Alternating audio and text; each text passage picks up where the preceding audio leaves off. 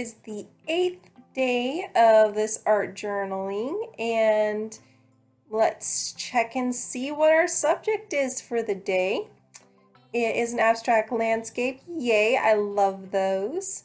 Now I'm going to choose my colors. Looks like I've got a lot of blues, so I'm going to try with that orange to use a lot of it so that it brightens up my painting. Now I'm going to see what my secret ingredient for the day is going to be. It's a watercolor, red ochre color. And you can use your watercolor with acrylics. You just have to put watercolor under your acrylics in a thin layer. So what I'm doing here is I'm going to use my watercolor to spread over the entire paper in an undertone, or what is called, also can be called a wash. And that just means that it's very diluted and it's just gonna sink in, and then I need to let it dry. Okay, so for this next step, I'm going to use my light blue and I'm putting in my sky. I'm gonna make sure that I don't cover all of that undertone color, because that's going to create harmony in my artwork. I'm using my flat tip brush for this, and I'm going to just leave the bottom part of my sky kind of jagged, not even, and that's just going to give me an idea of what I want the background of my painting to be. Now I'm going to mix that light blue color I just used with my orange. These are complementary colors, so it's going to gray down. Oh, I'm going to add a little bit of the darker blue too. This is going to gray down that color. You'll see how that it makes a gray. And I'm going to also be mixing with that light blue color to lighten the color down, to dull it down, because it's a little bit dark. And this is just going to give the appearance that whatever's in the background here is very far away. Okay, so there's a lot of haze going on. It's hazy back there, and I don't want it to be really bold. Now I'm adding in my next color next to that light blue.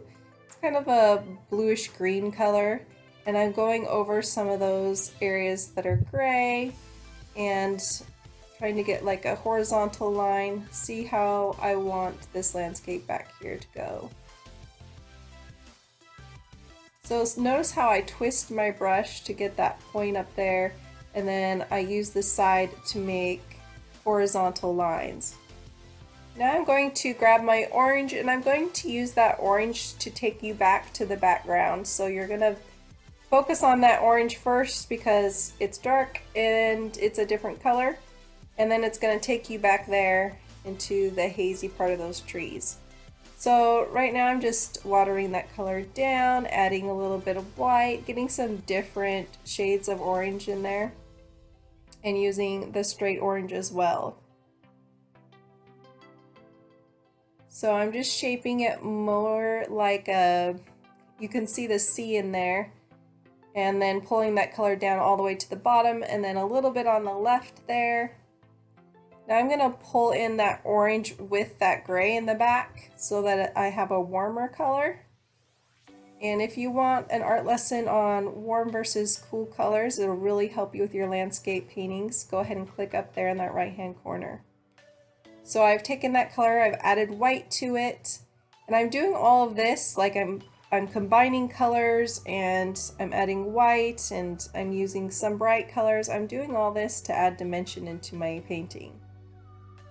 Now it's important for you to go with your feelings. So if any point in this lesson you decide to change something, I encourage that. So I added a little bit of light blue down there at the bottom, and then I pulled down. Notice how that gives the appearance of water, like it's a reflection. I'm just lightening some of that area and pulling down and creating some shapes in there. Adding back in some bright orange. And I'm not looking at a reference photo at all. So all of this is just coming from my mind, and because it's an abstract, it doesn't have to look like anything in particular. So I put a little bit of that light blue in the background, and I'm just pulling down just to get some more depth. I'm going to add some of that green that's over there in that left corner into the right bottom corner. And that's just something that I feel will create more balance.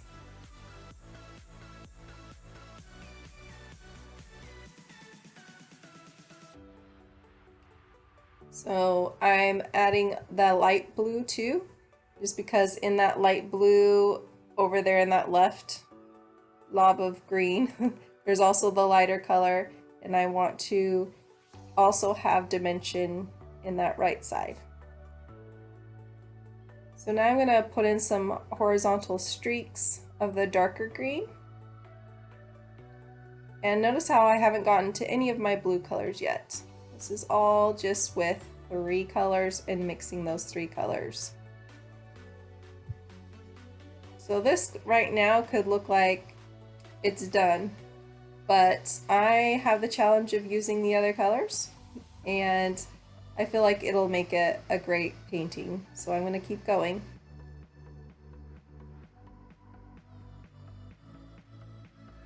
So I want to create more of a tree-like appearance in the background, and I made a little bit of a warmer color with the gray and a tad bit of orange, and I added it back there, and then I decided that it was a little too much, so I added some light blue to soften it. I'm using my round brush now so that I can make it appear like trees and have some softer shapes back there with some points. Now it doesn't have to look exactly like trees, of course, because this is an abstract. I want it to give the appearance of it. So I'm going to work on that right side a little bit to do the same thing. That square on the very right, I want to get rid of that.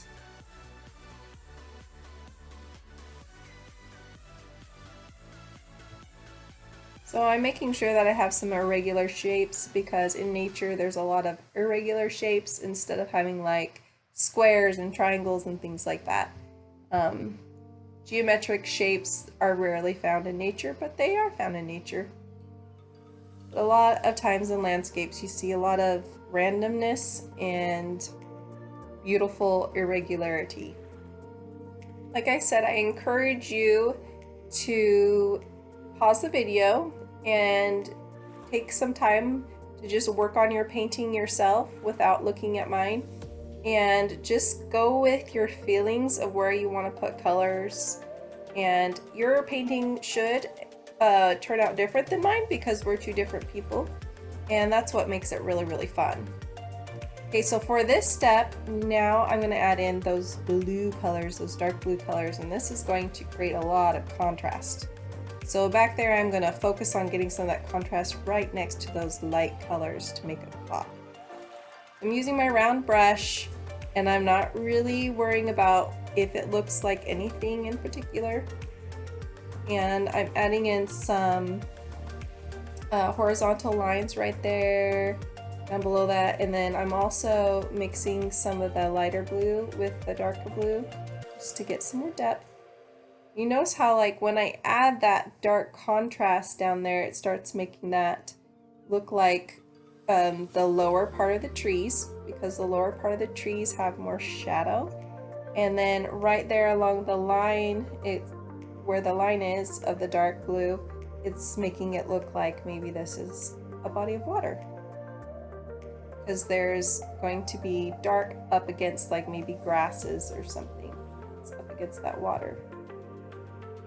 So I'm adding some blue down below in what appears like grasses, but guess what? It doesn't have to look exactly like grass.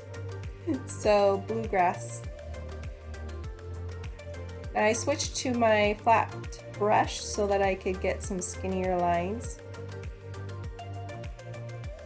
Now for this step, you're going to put in your final touches, and this is where you again get to be creative and put in your own personality. So I went to my small round brush and I'm putting in some little dots of blue, and I just felt like doing that. So anything you feel like doing, this is the time to do it.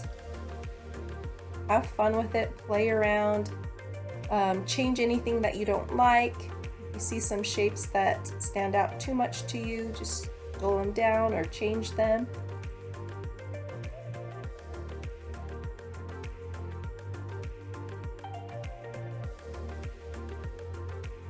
I find that this type of landscape painting is so relaxing to paint. It's just a really simple process too, that lets you put in all of your emotions and feelings into something that looks beautiful in the end.